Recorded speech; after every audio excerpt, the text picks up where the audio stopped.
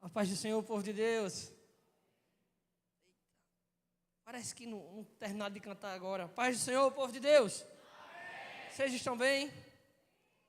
Quem passou o dia com a mamãe aqui? Levanta a mão. Vai, foi lá. O dia não, né? Mas um instante, né? Mas teve uns que faltaram para ficar com a mãe. Esse cabra não tem jeito, não. Quem sentiu a presença de Deus agora? Quem sentiu a presença de Deus agora? Eu tomei sério. E ela não cessou, amém? Ela continua aqui. Então, vamos abrir as nossas Bíblias em Juízes capítulo 7, verso 8. Juízes capítulo 7, verso 8.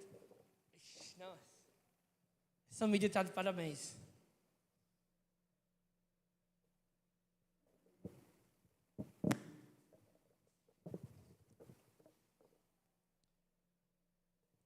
Cara, eu estou muito feliz hoje. Você também, né? Amém.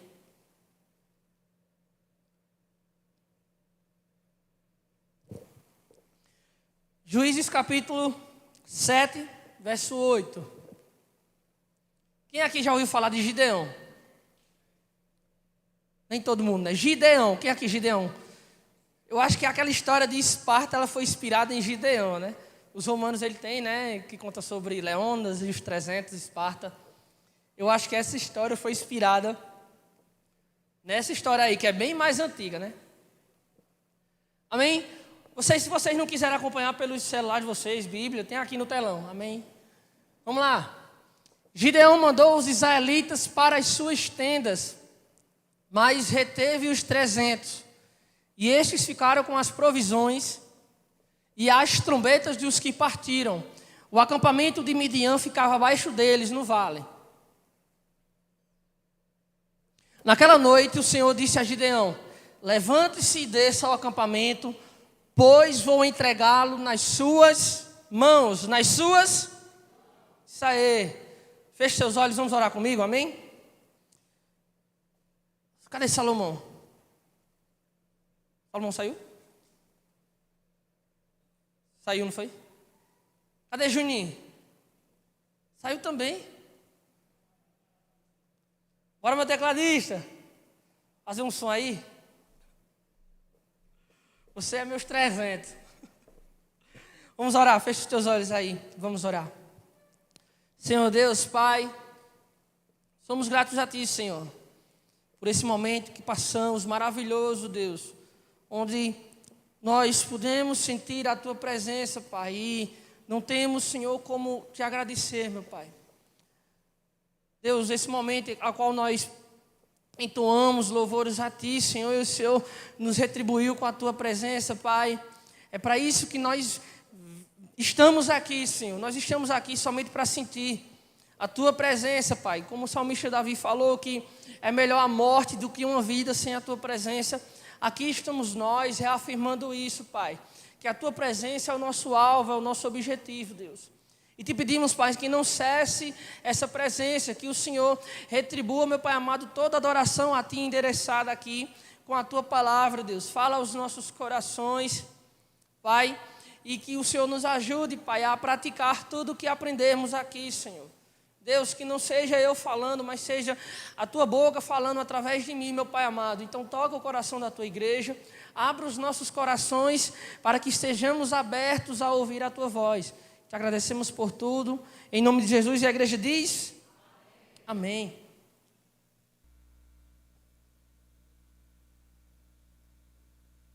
Então, falar um pouquinho sobre Gideão.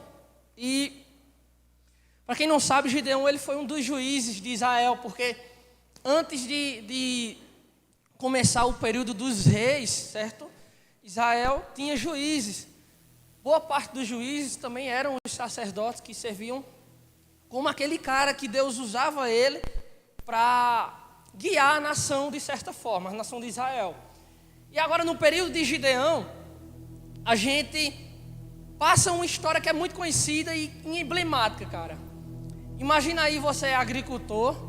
Quem é que sabe como é o trabalho de um agricultor? Cara, só sabe, né? Que é difícil, cara. Eu me lembro das vezes que eu ia mais meu pai para para Tabocas. Ele tem sítio lá, tem casa lá, os pais dele moram aqui em Tabocas, Cachoeira de Tabocas. E o caminho aqui é sertão, né? Quente.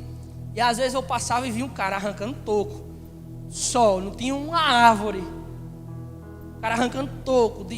Eles quando vão tirar todo o mato que tem do terreno, para eles começarem a plantar e tal. Aí tem resto de árvore. Meu irmão, pense no sofrimento, é tirar toco, cara. O cara tem que abrir, tirar aquilo com força, cavar profundo, numa terra dura. É realmente sofredor. O Paulinho veio não trabalhou não, mas veio, né, de sítio, né, Paulinho?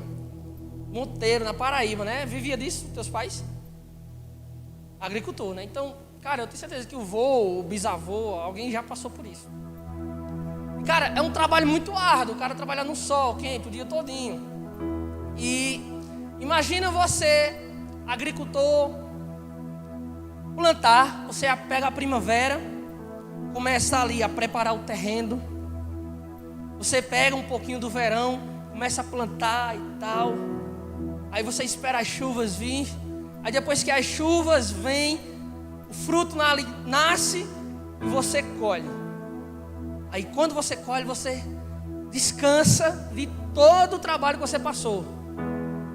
Aí você plantou lá bem bonitinho e guardou no celeiro. E de noite vem o vizinho e leva todo o seu trabalho embora. Acho que todo mundo iria ficar frustrado aqui, né? Acho que todo mundo se frustra quando é assaltado, né? E tal. Quanto mais você trabalhar meses na lavoura, trabalho árduo, pesado, e vem uma nação e rouba tudo que você tem. E Gideão está nesse momento aqui. Gideão está em Israel. Israel já tinha conquistado a terra prometida, a terra de Canaã. Estava lá, tudo bem. Mas só que os midianitas, depois de certo tempo que eles já estavam naquela terra, vinham todos os anos. E depois que eles plantavam, preparavam a terra, plantavam, colhiam, tratavam o fruto, os midianitas vinham e roubavam tudo. Secava toda a terra. E durante 7 anos, Israel estava passando por isso. Aí onde Gideão entra. Porque Deus tinha permitido que os israelitas passassem por isso. Amém? E próximo ao 8º ano que isso já vinha se sucedendo, Deus escuta o clamor do seu povo. Não de todo, mas de uma parte. E resolve intervir.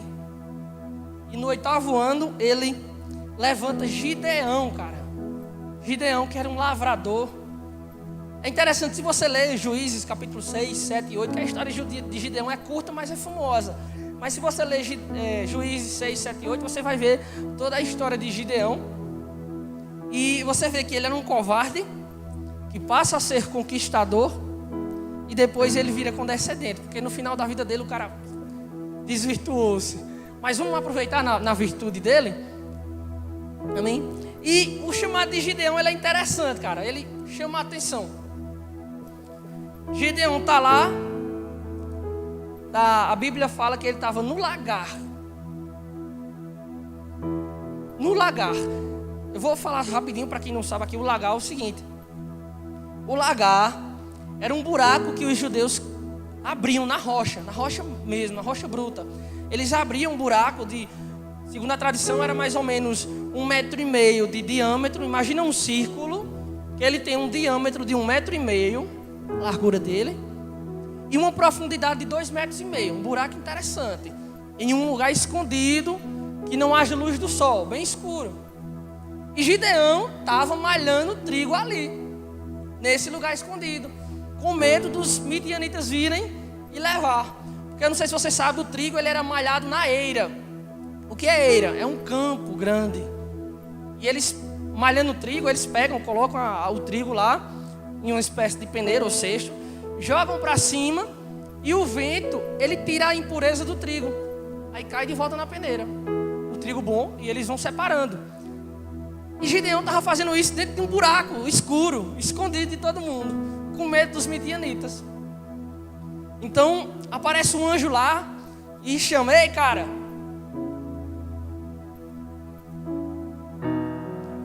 É você que eu quero utilizar, é você que eu vou usar para salvar Israel. Aí começa a história de Gideão. Gideão era um cara muito conhecido por fazer bastante prova de Deus. E ele, não vou não, sou eu não, o Senhor errou. Como é que pode ser eu, que eu sou o mais pobre da minha casa, e a minha casa é a mais pobre de todas as casas da tribo de Manassés? E o anjo diz, o anjo do Senhor fala, é tu mesmo. E ele diz, então se sou eu vou fazer prova de você, então faça. Aí eu vou fazer um cozido lá, fica aí me esperando que eu volto. Aí ele foi, fez o cozido, voltou, e o anjo com o cajado colocou o cozido em cima de uma rocha lá, e o anjo consumiu com fogo todo o cajado. E então ele acredita que realmente é Deus falando com ele. Então Deus manda ele oferecer um sacrifício lá, ele pegar um altar lá de Baal e da deusa Aserá. O altar de Baal era feito de pedra, o da deusa Aserá era feito de madeira. E Deus manda Gideão derrubar aquele altar de pedra, pegar a madeira da deusa Aserá, fazer de lenha para sacrificar ao Senhor. E Gideão faz isso, e é nesse processo onde ele é mudado de nome. Eles colocam o nome dele de Jerubaal. Aí Gideão, depois desse processo todo, o exército inimigo chega e cerca Israel. Aí é onde Gideão, estou dando um resumão da história, onde Gideão chama todos da tribo de Manassés e alguma galera lá de outras tribos para irem para a guerra. E é interessante que antes dele ir para a guerra, ele pede para Deus confirmar de novo. Aí ele coloca um pedaço de lã. Ele fala para Deus, Deus, faça o seguinte, se é você mesmo, eu vou colocar esse pedaço de lã, de algodão, colocar no meio da eira, que é um terreno descampado, grande, e eu vou vir aqui no outro dia pela manhã. Isso ele estava fazendo à noite. No outro dia pela manhã, eu quero que somente a lã esteja cheia de orvalho.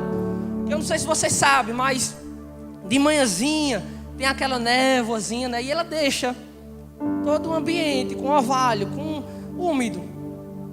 E isso é o orvalho. Então, o que é que Gideão disse? Eu quero que todo o terreno esteja seco e só a lã esteja cheia quando eu voltar. No outro dia ele foi, pega, tira a lã, só a lã realmente está cheia, o terreno está seco. E ele espreme e dá um cálice, né, de orvalho. E não satisfeito, ele fala com Deus de novo, Deus, eu vou confirmar mais uma vezinha só, se puder e tal. E seja o contrário dessa vez, que todo o terreno esteja com orvalho e a lã esteja seca. E ele deixou lá de noite, e pela manhã ele voltou, e a lã está seca e o terreno está todo preenchido com orvalho. E então Gideão parte para a guerra. Quando o povo cerca lá Israel, Gideão convoca a galera lá e vão aproximadamente 32 mil soldados, certo? O exército inimigo era muito maior que esse. A Bíblia fala, se você for ler lá em Juízes, que o exército era tão grande que não dava para ver o solo dos pés deles. A multidão cobria todo o terreno, todo o vale. Ou seja, era muita gente. Era uma multidão de camelos, de cavalos, de soldados. Era um exército que toda vez vinha e saqueava Israel, e Israel não podia defender. Então Gideão, tomado pelo Espírito Santo de Deus, convoca essa galera e 32 mil vão para Gideão. É aí onde a gente começa a história mais fantástica. Deus olha para essa galera e diz, tem gente demais aí. Aí eu acho que Gideão diz, então, Gideão olha e fala, gente demais? Cara, o exército tem mais de 200 mil e aqui só tem 32 mil e o senhor veio dizer que tem gente demais, tem gente de menos. Fala, não, tem gente demais aí. Se vocês forem com essa quantidade de pessoas e vencerem a guerra, vocês vão dizer que conseguiram vencer a guerra pela própria força. Aí Deus diz, fala aí Gideão para essa galera, os covardes e medrosos, casa. E Gideão fala, quem está com medo e quem é covarde aí, quem está se tremendo, pode ir para casa. Cara, 22 mil vão-se embora. Ficaram só 10 mil e Gideão. Já ficou pouco. Ou seja, a expectativa da vitória de Gideão, ela diminuiu. Aí Deus olha para Gideão e fala, ainda tem demais. Eu tenho um memezinho na internet novo que é Tigas. Só a galera jovem conhece, né? Imagina o Gideão falando. Tem demais? Tem demais, Deus fala. Faz o seguinte agora, Gideão. Leva essa galera para beber água. Certo? E aquele que levar a mão até a boca, bebendo água no rio, você separa. E aquele que beber com o rosto diretamente no rio, aí você manda isso embora. Não, tá certo. Imagina aí, uma galera de soldados. Todo mundo com armadura, os caras iam mergulhar dentro, né? Aí Gideão começa a passar pelo meio do soldado.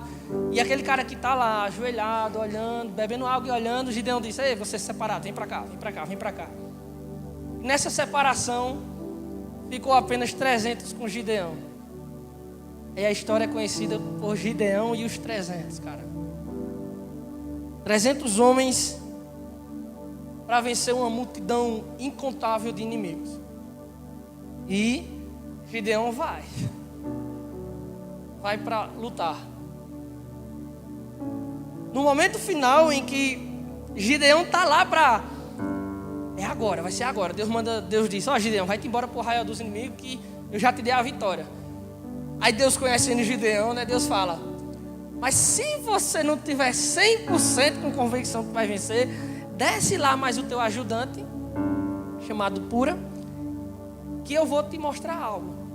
Aí o que é que Gideão faz? Poxa, eu vou confirmar de novo. Aí vai lá e desce ao arraial inimigo, com Pura, o ajudante dele, e ele escuta os soldados falando. Ele chega lá e escuta 2 soldados falando, dizendo o seguinte: um chegou para o outro e disse: cara, eu tive um sonho hoje. Um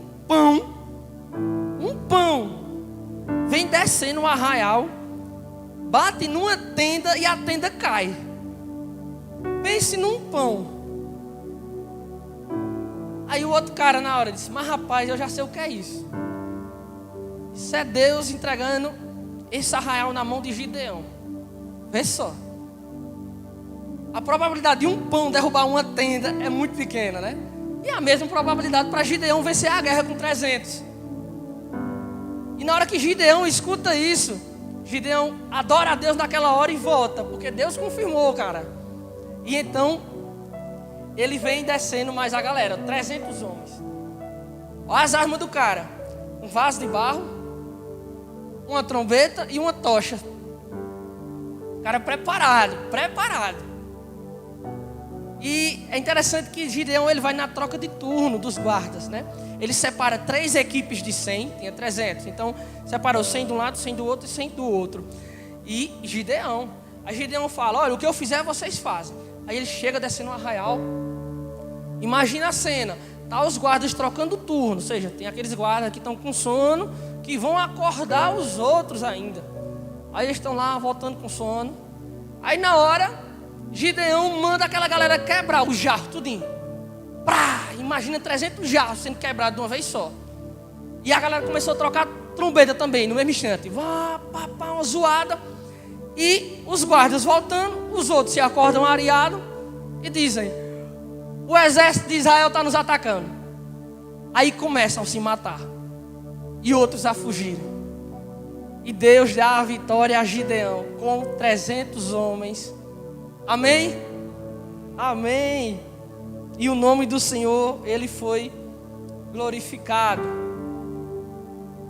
E dessa história, cara, que eu acho fantástica, eu consegui extrair algumas lições. Dentre essas lições, 3 que eu achei importante para vir trazer para vocês.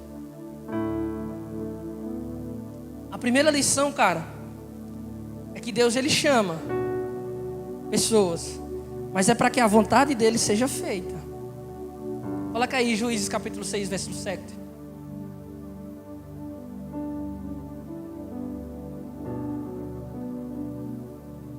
Isso aí. Vamos ler do versículo do 7 ao 10. Aí fala: quando os israelitas clamaram ao Senhor por causa de Midian, por causa do exército, o Senhor lhes enviou um profeta que disse assim: diz o Senhor, o Deus de Israel: tirei vocês do Egito, da terra da escravidão. Eu os livrei do poder do Egito e das mãos de todos os seus opressores. Expulsei-os e dei a vocês a terra deles. Isso era quando eles saíram do Egito e conquistaram a terra de Canaã. E também disse a vocês: eu sou o Senhor, o seu Deus. Não adorem os deuses dos amorreus, em cuja terra vivem. Mas vocês não me deram ouvidos, cara. Mas vocês não me deram ouvidos. Deus chama, mas Ele chama para que nós sejamos obedientes. Deus chama, mas é para que a palavra dele seja cumprida. E Israel, cara, não tinha se passado muito tempo, já estava adorando outros deuses. Israel já tinha, o Deus que tinha tirado Israel do Egito, o Deus que tinha livrado Israel no deserto durante 40 anos, uma coluna de fogo à noite para aquecer aquela galera, uma nuvem de dia para eles não ficarem queimados do sol. E essa galera esqueceu o Deus que deu a eles a terra que manda leite e mel. E olha que Deus teve o cuidado ainda de... aquela galera que murmurou, o povo que tinha murmurado, Deus disse: olha, eu não quero vocês entrando na terra não, certo? Só vai entrar o filho de vocês, mas vocês que murmuraram, nenhum entra. E cara, por incrível que pareça, uma galera grande não entrou na terra de Canaã, porque Deus já não queria que isso acontecesse. E Deus só pega aquele pessoal mais jovens para entrar na terra de Canaã. E mesmo assim aconteceu isso, cara. Pouco tempo depois, eles já estavam adorando outros deuses. Os deuses daquela terra ali, que eles conquistaram, Baal, a deusa Será. E o Deus daquela geração, que tinha tirado do Egito, já não era mais buscado. O Deus que tinha salvo aquele povo, tinha sido esquecido. Altares para deuses pagãos tinham sido levantados. E o altar de Deus tinha sido esquecido. O altar de Deus estava negligenciado. E a única coisa que Deus fala é que a única coisa que eu quero de vocês é que não adorem outros deuses. Mesmo assim vocês fizeram. Deus, Ele chama pessoas. Deus chama pessoas, mas é para que sejam obedientes. É para que guardem a palavra dEle, guardem os mandamentos dEle. Abra aí, por favor, João capítulo 9, verso 31.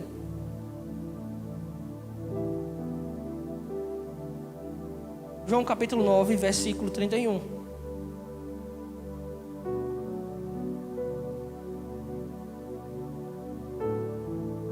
Sabemos que Deus não ouve pecadores, mas ouve o homem que o teme e pratica a sua vontade.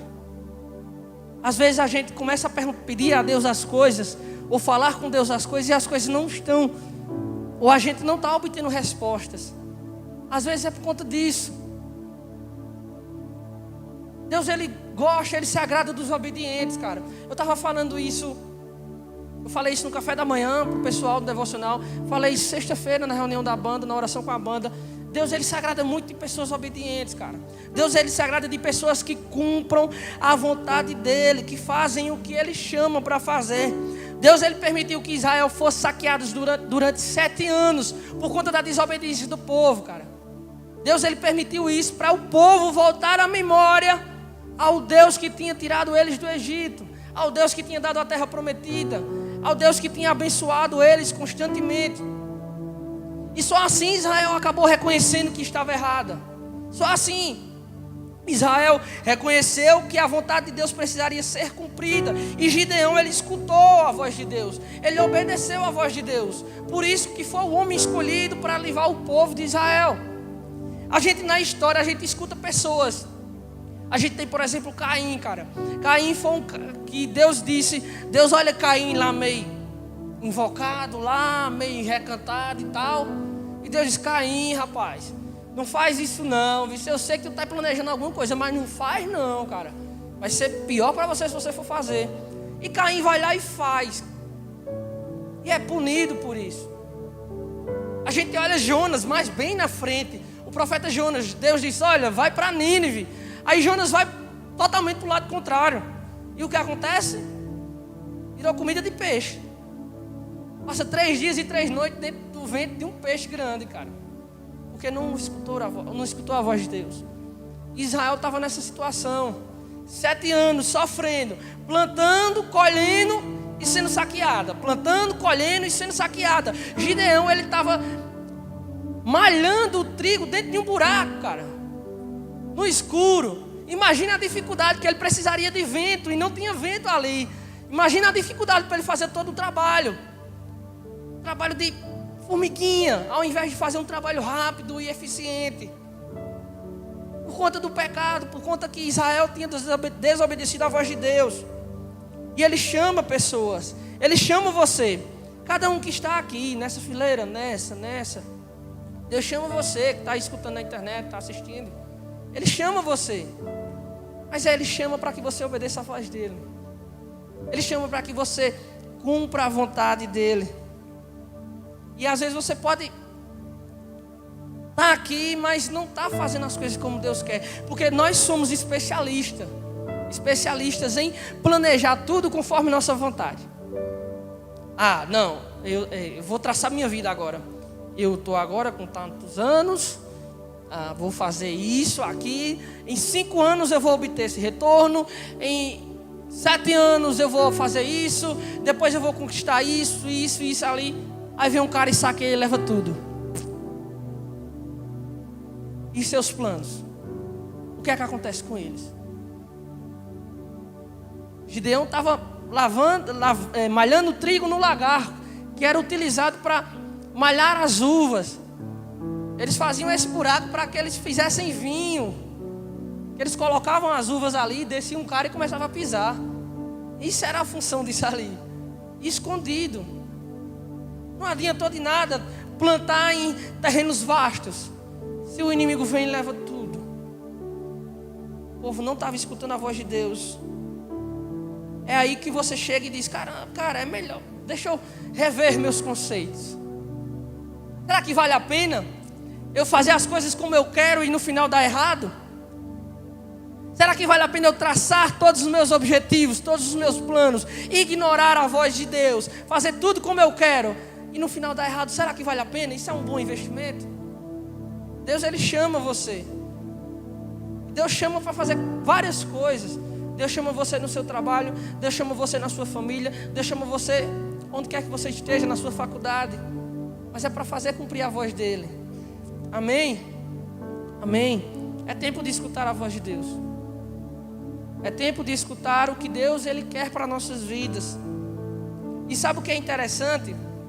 Porque quando você traça seus próprios objetivos, quando você traça suas metas e planos, você é responsável por elas. Você é responsável por você mesmo. Você que é pai de família, se você traça todos os planos para a sua família, você é responsável por eles. Mas sabe qual é o fantástico de escutar a voz de Deus? É que quando Deus fala: olha, faz isso aqui, e você faz, você não é mais o responsável. O responsável é quem mandou você fazer, cara. Deus, Ele quer ser responsável por você. Deus, Ele quer ter responsabilidade na sua vida. Escute a voz dEle. É bem melhor. Amém? A segunda coisa que eu aprendo com isso é que, cara, Deus, Ele chama os improváveis. E isso é fantástico. Deus chama aquela pessoa que a probabilidade dela fazer algo é nula, é zero. Juízes capítulo 6, verso 14. Cara, eu estou suando, nervoso.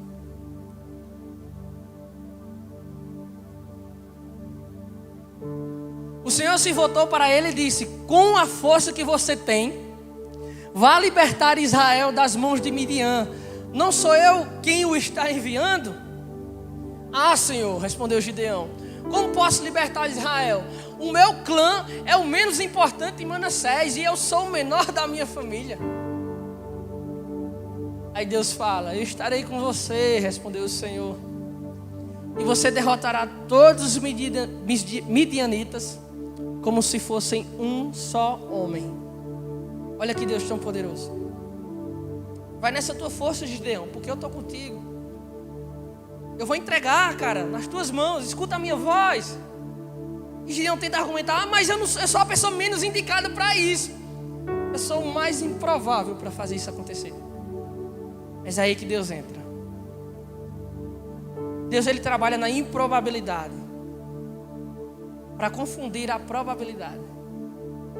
Cara, Deus é fantástico. Imagina, Gideão era um agricultor, cara. Era o cara menos especializado em guerra. Vá por mim. Ele tinha força, né? O cara era agricultor, mas não tinha planejamento, cara. O cara sabia malhar um trigo dentro de um lagar. É improvável. Eu acho que Deus para escolher Gideão, ele fala: eu quero o pobre que tem dentro desses pobres, mais pobres que estão no meio desses pobres. Aí Gideão, Cara, Gideão, ele era o menor da casa dele, e a casa dele era a menor da tribo de Manassés. Se você olhar a geografia da tribo de Manassés, ele tinha uma propriedade enorme em relação às terras. Quando foram divididas as terras para as tribos, a tribo de Manassés ficou uma parcela gigantesca, uma parcela muito boa. Manassés era filho de José e irmão de Efraim. Ou seja, a tribo de José ela se dividiu em duas, a de Manassés e de Efraim. E Manassés ele tinha uma quantidade boa de terra. Mas só que ele fala: Deus, dentro da tribo de Manassés, a minha casa é a menor, o meu clã é o menor, o mais pobre. E eu sou o menor dentro dessa galera. Naquele tempo existiam homens muito mais apropriados para isso. Com certeza existiam homens valentes, homens de guerra. Com certeza existiam homens ricos, homens poderosos com influência. Mas Deus escolhe Gideão, o menos influente, o mais fraco, o mais pobre. Cara, e ainda se a gente começa a analisar 3 fatores, ele confirma essa improbabilidade. Gideão não tinha recursos, ou seja, ele era o mais pobre dentro do clã mais pobre. Ele não tinha vocação para a guerra porque ele era agricultor. E outra, a gente percebe que Gideão era covarde. Em todo momento a gente vê Gideão tentando negociar com Deus. Não posso, hoje não tem condição. E Deus fala: Gideão, eu vou contigo, vai-te embora. E sabe por que Deus insistiu em Gideão? É porque Gideão conhecia a própria fraqueza. Gideão, ele sabia do poder dele. E sabia que ele não tinha condições de fazer aquilo. Ele sabia que ele era improvável. Ele era um improvável. A probabilidade de Gideão vencer uma guerra era nula. Mas Deus chama os improváveis para que o nome deles seja glorificado. A gente começando a analisar a história, a gente vê Davi, um homem segundo o coração de Deus, um dos maiores reis de Israel. A descendência de Jesus, Jesus descende de Davi. Jesus é filho de Davi. E quem era Davi? Um pastor de ovelhas. Enquanto Davi é o menor da casa dele, o mais improvável, o cara que vivia no campo, cuidando, tomando conta de ovelha, Deus disse: é você que eu quero. É você que eu quero. A gente olha Pedro, cabeça da igreja, cara. O cara que andou com Jesus lado a lado. Uma das pessoas mais influentes que existia no meio do evangelho. E até hoje é influente. Que o nome Papa descende de Pedro, né? Os papas que existem hoje, a tradução quer dizer Pedro. Cara, Pedro, pescador, pobre, analfabeto, de pai, mãe, cachorro, bruto, covarde, negou Jesus 3 vezes. Qual a probabilidade de Pedro ser um dos cabeças da igreja? Nenhuma. A gente vê Paulo, Paulo apóstolo. Paulo era um judeu ferrenho, cara. Se dissesse assim: não, pode se converter todo mundo. Agora Paulo, mas Paulo mata os cristãos, ó. Ele vai matar, ele tem prazer em matar. O cara é sangue azul da linhagem dos judeus. Ele é um cara que nunca vai se converter ao cristianismo. E quem é Paulo? Um dos maiores missionários que nós temos hoje. Um dos maiores doutrinadores de igreja que nós temos hoje. As cartas que nós lemos. Qual a probabilidade de Paulo ter sido uma pessoa usada por Deus para fazer o cristianismo crescer? Nenhuma. A gente vê Lucas, que era médico, historiador, o cara é um cientista. Para que o cara vai estar correndo atrás disso? Nenhuma probabilidade dele fazer isso. Mateus, a gente olha Mateus era um publicano, era um cobrador de impostos. Qual a probabilidade de um cara que servia a Roma entregar a vida por amor aos judeus? Nenhuma. A gente começa a analisar o próprio Jesus, cara. Natanael, quando escuta falar sobre Jesus, Natanael faz: e pode vir algo bom de Nazaré? A probabilidade de vir algo bom de onde Jesus morava era nula, era zero. Alguns judeus esperam até hoje um rei, um cara influente, um político, um homem poderoso, rico, influente. E quem vê Jesus? Pobre, não tinha aparência, não tinha influência entre os políticos, não libertou os judeus de Roma. A probabilidade de acontecer, nenhuma. Deus trabalha na improbabilidade para mostrar o seu poder. 1 Coríntios 1:26, por favor. Cara, Deus, Ele trabalha na improbabilidade.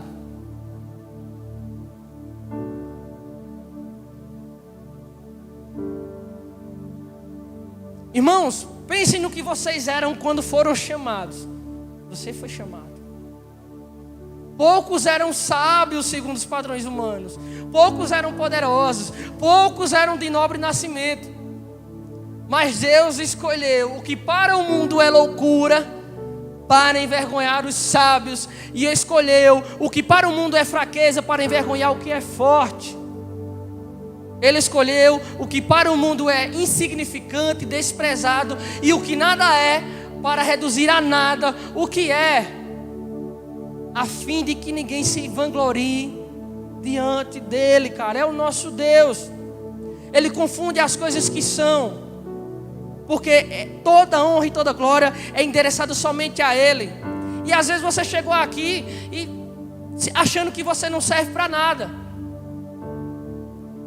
Não, eu não faço nada certo, eu não faço nada de bom. Eu não sou o melhor nisso, eu não sou o melhor naquilo. Na sua faculdade, no seu trabalho, você não é uma pessoa de destaque. Talvez seu pai olhe para você, sua mãe olhe para você e fale: o futuro dele é pouco.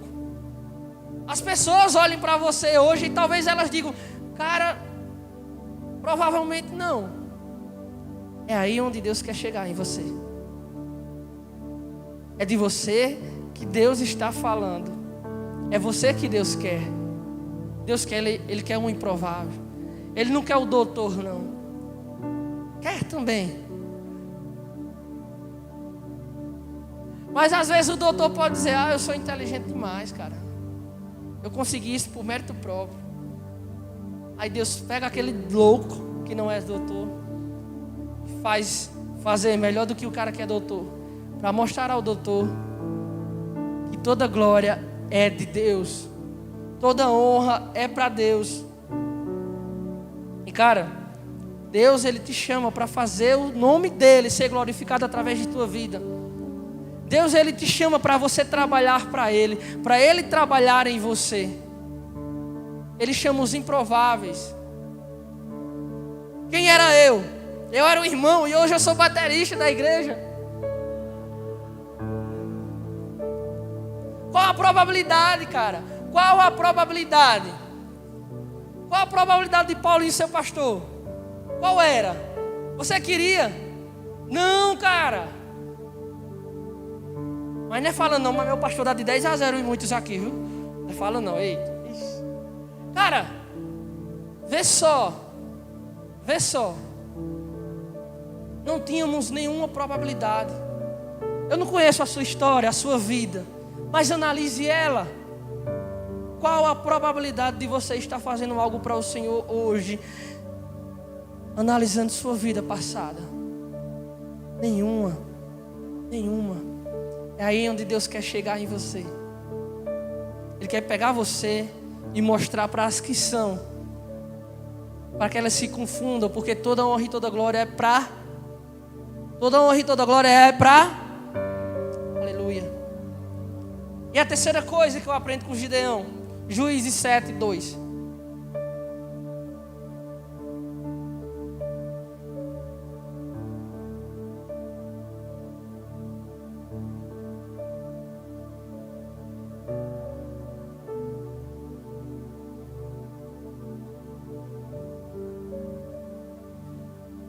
E o Senhor disse a Gideão: você tem jeito demais, Gideão, para eu entregar Midian nas suas mãos. a fim de que Israel não se orgulhe contra mim, dizendo que a sua própria força o libertou. Anuncie, pois, ao povo que todo aquele que estiver tremendo de medo poderá ir embora do monte de Gileade. Então 22.000 homens partiram e ficaram apenas 10.000. Mas o Senhor tornou a dizer a Gideão: ainda tem gente mais, Gideão. Desça com eles à beira da água, e eu separarei os que ficarão com você. Se eu disser, este irá com você, ele irá. Mas se eu disser, este não irá com você, ele não irá. Assim Gideão levou os homens à beira da água, e o Senhor lhe disse: separe os que beberem a água, lambendo-a como faz o cachorro, trazendo a mão. Aqueles que se ajoelharem para beber, daqueles que se ajoelharam para beber. O número dos que lamberam a água, levando-a com as mãos à boca, foi de 300 homens. Todos os demais se ajoelharam para beber. Até aí mesmo. Você viu o que Deus fez, que é o que eu tinha falado no início? De 32.000 sobrou 300. Aproximadamente 1% do valor. Muito pouco. 1% de algo que já não tinha probabilidade de acontecer. É ínfimo. Se a gente for analisar o exército de Midian, era 1% contra 10.000%. Ou mais. Ou muito mais. Se o exército de Gideão tivesse em 100%, eles estariam fortes. 32.000 não é pouca coisa não. Não cabe aqui não, 32.000 não. É muita gente. É muita gente. Talvez Deus fale: eu não vou fazer com 32.000 porque vocês vão achar que vocês mesmos conseguiram ganhar e vencer o exército. Eu vou mostrar para você que vocês são fracos. Eu vou mostrar para vocês que eu quero trabalhar na fraqueza de vocês. Amém? E Deus deixa só 1% para aquele valor. E a obra de Deus, ela só é completa em nossas vidas quando nós reconhecemos nossas fraquezas, cara. Bem-aventurado o pobre de espírito. Bem-aventurado o pobre de espírito. Paulinho já pregou isso aqui várias vezes. É aquele cara que reconhece que é fraco. E Gideão, ele estava reconhecendo que aquele exército era fraco mediante o exército de Midian. Muito fraco. Não era nada. 32.000 já era pouco. Aí Deus reduz a 1% disso, cara. É muito pouco. É aí onde Deus entra. É aí onde Deus faz. Quando reconhecemos nossa pequenez, cara. Quando a gente reconhece nossas fraquezas, Deus começa a agir. E 1%, ela é a definição perfeita de pequenez. 1% de 100% é a definição perfeita para mostrar como Deus age em nossas vidas. 2 Coríntios, capítulo 12, verso 9. 1%. 1% de homens. 1% daquele exército. Vejam só o que Paulo fala. Mas ele me disse: a minha graça é o suficiente a você, pois o meu poder se aperfeiçoa na fraqueza, cara. Portanto, eu me gloriarei ainda mais alegremente em minhas fraquezas, para que o poder de Cristo repouse em mim. Isso é Paulo falando. Por isso, por amor de Cristo, regozijo-me nas fraquezas, nos insultos, nas necessidades, nas perseguições, nas angústias, pois quando sou fraco é que eu sou. O poder de Deus, ele se aperfeiçoa na sua fraqueza. O poder de Deus se aperfeiçoa na minha fraqueza. Quando eu entendo que estou fraco, eu estou forte, não porque eu sou forte em mim mesmo, mas quando eu entendo que sou fraco, eu entendo que eu dependo completamente de Deus. E Ele, com sua mão forte, me fortalece, cara. Aquele exército, ele só era 1% deles mesmos, mas 99% de Deus. Você não entendeu o que eu estou dizendo hoje aqui? Deus, ele só quer você com 1% de você mesmo, porque os 99% querem preencher com Ele mesmo. Deus, ele quer preencher você com 99% dele. Ele quer que sua identidade não seja você, mas Ele. Ele quer te encher com a presença dEle. É necessário termos 1% de nossa própria humanidade, para que Deus comece a agir em nossas vidas. Porque isso é a definição perfeita de deixar Deus agir em nós e através de nós. É que quando estamos a 1%, Deus, Ele começa a agir em nós. Talvez você pense que você não consegue fazer nada ou não pode fazer nada. Você está se achando fraco hoje. Eu não sei, não vou. Estou tão, sei lá. Que nem uma pessoa, quando você pergunta, está sentindo o que? Ela, não sei não, mas estou. E está meio aguado para ir para a igreja hoje. Porque eu vim falando sexta-feira. A única maneira que nós temos de trabalhar para o reino de Cristo é na igreja local, é aqui, se você é do galpão. É na igreja, na sua igreja. Porque às vezes não estamos indo na Angola evangelizar. Às vezes não estamos indo no sertão evangelizar para as pessoas que não conhecem Cristo. Aí Deus, Ele quer lhe usar na igreja local, aqui. Ele quer Ele quer fazer de você uma peça fundamental no reino dele. Aí às vezes a gente está fraco, cara, está se achando, estou distante, estou só, estou indo a pulso, estou me arrastando. E quando você reconhece que você está assim, é aí onde Deus começa a agir. Quando você reconhece a sua fraqueza, os seus problemas, a sua ansiedade, as suas dificuldades, Deus começa a agir em você e através de você. Deus, Ele está te chamando hoje. Ele está te chamando hoje para que você tenha somente 1% de você mesmo.